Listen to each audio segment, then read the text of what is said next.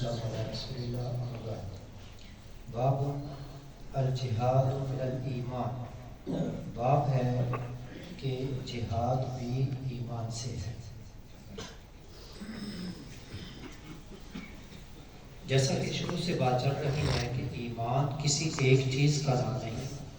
بلکہ کئی چیزوں کے مجموعے کا نام ہے، تو ان میں سے ایک جہاد بھی ہے، تو جہاد بھی ایمان سے ہے۔ قال حدثنا حرمی بن حفص قال حدثنا عبد الواحد قال حدثنا عمارة قال حدثنا ابو زرعة بن عمرو بن جرير قال سمعت ابا ہریرہ، کہتے میں نے ابو ہریرہ رضی اللہ عنہ سے سنا،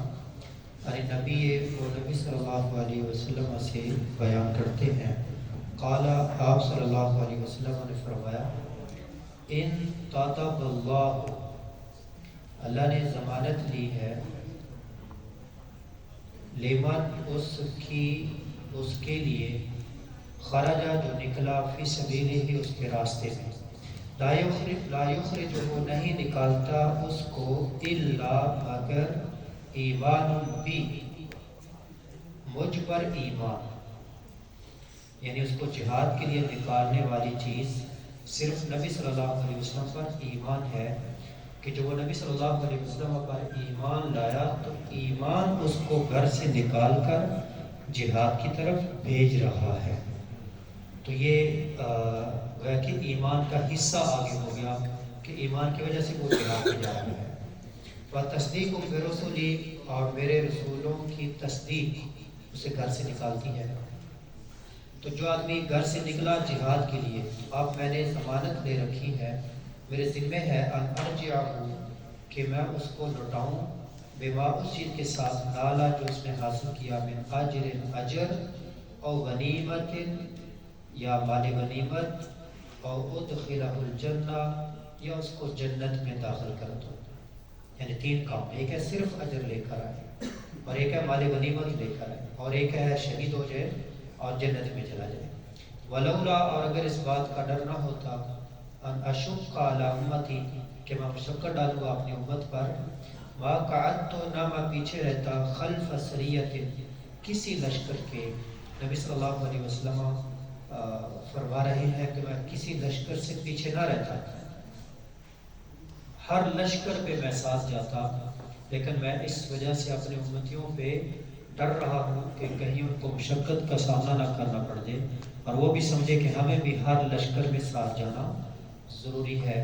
تو اس لیے ان کو مشقت کا سامنا کرنا پڑے گا، میں ہر لشکر میں ساتھ نہیں جاتا۔ وَلَوَدِدْتُ، اور میری خواہش ہے، میں پسند کرتا ہوں، انی اقتل فی سبیل اللہ، کہ میں قتل کر دیا جاؤں اللہ کے راستے میں، ثم احیا، پھر زندہ کر دیا جاؤں، ثم اقتل، پھر قتل کر دیا جاؤں، ثم احیا، پھر زندہ کیا جاؤں، ثم اقتل، پھر قتل کر دیا جاؤں۔ تو اس حدیث میں نبی صلی اللہ علیہ وسلم نے 3 بار شہادت کی خواہش کی ہے، اور حدیث کے اوپر جو باب قائم کیا گیا ہے وہ ہے کہ جہاد ایمان سے ہے، اور ایمان کی وجہ سے انسان جہاد پر جا رہا ہے۔ کئی چیزیں ہوتی ہیں جو انسان کو کئی کام کرنے پر مجبور کرتی ہیں، جیسے جن لوگوں کو دنیا کے مال سے محبت ہوتی ہے، تو دنیا کا مال، دنیا کی مال سے محبت ان کو مجبور کرتی ہے دن رات محنت کرنے پر، حتیٰ کہ ملک چھوڑ کر دوسرے ملک جانے پر، بہن بھائیوں سے جدا، والدین سے جدا، بیوی بچوں سے جدا ہونے پر ان کو کمائی کی محبت، پیسے کی محبت ان کو مجبور کرتی ہے۔ میرے ایک شاگرد جو کہ بیرون ملک ہیں، کہتے ہیں کہ دل کرتا ہے پاکستان آ جاؤں، تو دوستوں سے جب بات ہوتی ہے کہتے ہیں کہ جب دل کرے نا پاکستان جانا ہے تو یہ جو ڈالر ہیں، جو ریال ہیں، ان کو ناک کے قریب کر کے ان کو سنگا کریں، تو پھر واپس وطن جانے کا دل نہیں کرے گا، دل کرے گا اور کمائیں اور کمائیں اور کمائیں۔ یہ پیسے کی محبت، تو جن کو والدین سے محبت ہوتی ہے تو ان کی محبت یہ